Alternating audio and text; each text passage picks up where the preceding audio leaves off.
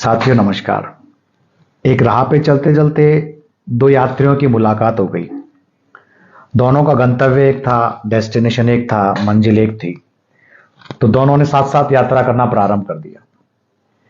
यात्रा के काफी समय बाद, करीब 7 दिन बीतने के बाद, 8 दिन बीतने के बाद, जब दोनों का अलग होने का समय आया, तो जो पहला यात्री था उसने दूसरे से कहा, बोलकर, भाई साहब, आप इतने दिनों से मेरे साथ में हैं, क्या आपने मुझे पहचाना?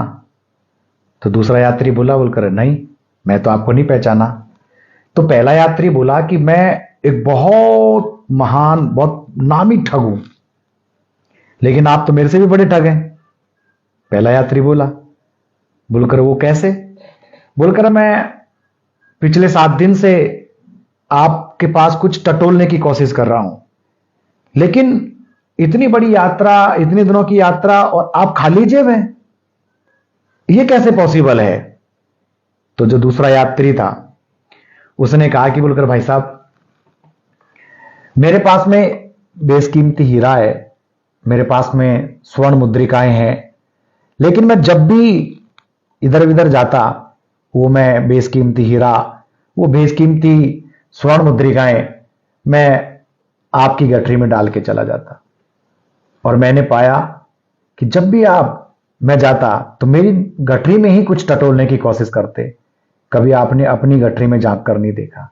अगर एक बार भी आप अपनी गठरी में झांक कर देख लेते तो वो बेशकीमती हीरा और स्वर्ण जड़ित जो मुद्रिकाएं थी, स्वर्ण मुद्रिकाएं थी, वो आपको मिल जाती।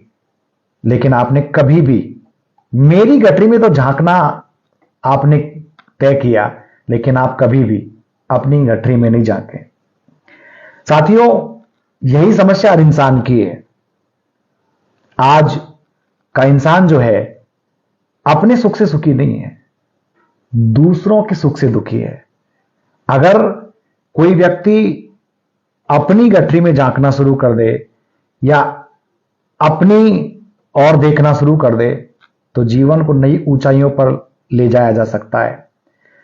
जीवन का सबसे बड़ा मूल मंत्र यही है। इस कहानी से जो हमें सीख मिलती है, खुद को टटोलें, स्वयं को टटोलें। जो जीवन है वो बहुत मजेदार हो जाएगा। इसलिए मौका मिला है, भगवान ने आपको अच्छा जीवन दिया है। खुश रहो, स्वस्थ रहो, मस्त रहो, अपनी गठरी टटोलो, खुद को टटोलो। All the best.